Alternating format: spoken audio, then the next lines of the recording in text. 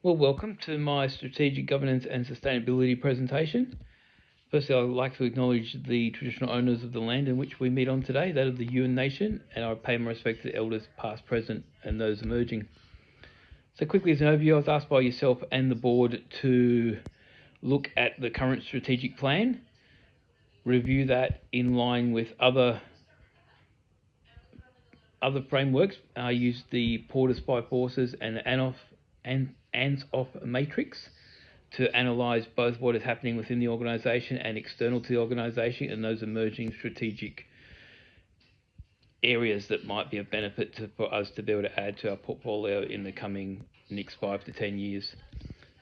So looking at all of that, I broke up 3 different areas of strategic planning that I think we need to start looking at covering, that being neurodiverse assessment service, rural mental health, and an ESG working group. So we'll go into those in a bit more detail now. So the neurodiverse assessment service works very well with our current strategic plan, being that of providing healthcare to those that need it at an affordable price. Currently, there is no real threats out there at this point in time. The biggest area is those private companies that are charging between $2,500 and $5,500 to do assessment services on young people or even adults, but mostly young people, as we're looking at this through a headspace lens in relation to autism spectrum disorder, ADHD, and OCD. So by taking into account the fact that we were able to obtain some funding through the local PRN and local area health district, along with the new Medicare rebates that are coming into force, I think we're able to offer this at a substantially reduced price. Now the risk, obviously we have to upskill a lot of our clinicians, so that we do run the risk of possibly losing some, but so we'll have to come up with some incentives there to help keep them in place. But also this allows us to bring young people into the service now that we're not currently able to bring in because we need that assessment, able to keep them in headspace. But then the strategic idea then would be to use the other offerings that Grand Pacific Health offer to be able to then expand our strategic advantage and be able to bring those people in and use those other services that we can charge through Medicare and other areas for, and also then bring that into school. So I think that's breaking new ground and also gives us a lot more future prospects from a strategic point of view. The next one is our rural mental health services, most specifically around natural disasters. The threats here obviously are there are a few organisations doing it, and funding is always an issue here. The risks of rolling this out, it's very problematic in a lot of ways strategically, because getting into those rural areas is an expensive exercise and the funding can be cut very quickly. However, the opportunities we currently provide EAP services for the SES, I think there's a strategic advantage there that we can then roll this EAP service out along RFS and New South Wales Police, since we already have that service underway for the SES. It's just a matter of expanding it, and then we can also then reach into further rural regions if necessary to be able to provide that expansion on the RAMP program, which is currently offered in rural New South Wales for mental health services, specifically around natural disasters. The next one is ESG change.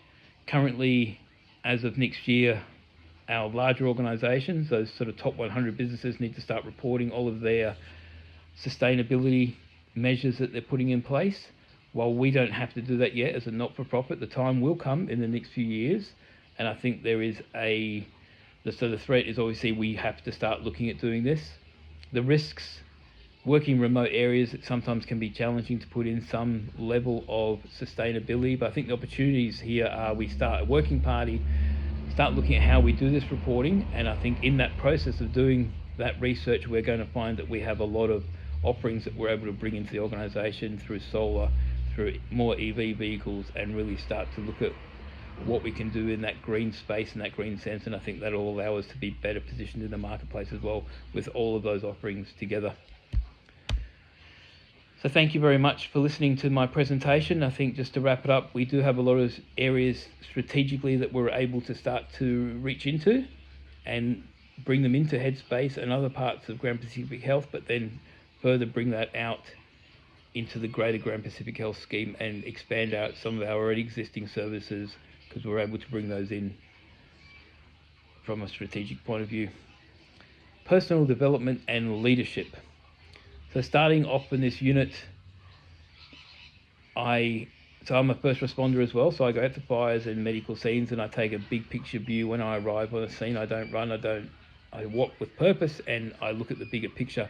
What I found myself doing when I was doing this business modules is thinking that I was looking at the bigger picture, but actually wasn't. I was looking at this very narrow area in which I wasn't really looking at the larger strategic picture of what I needed to look at. So that's been a huge learning curve for me, is to be able to take a step back, look at the larger picture, and then start to bring it in a little bit with things like the Porter's 5 forces and the Ansoff matrix and other frameworks that we can use, even this ESG, and start to really narrow in on areas that we need to look at by using those frameworks. It's something I haven't done a lot of, and it's something I really need to do more of.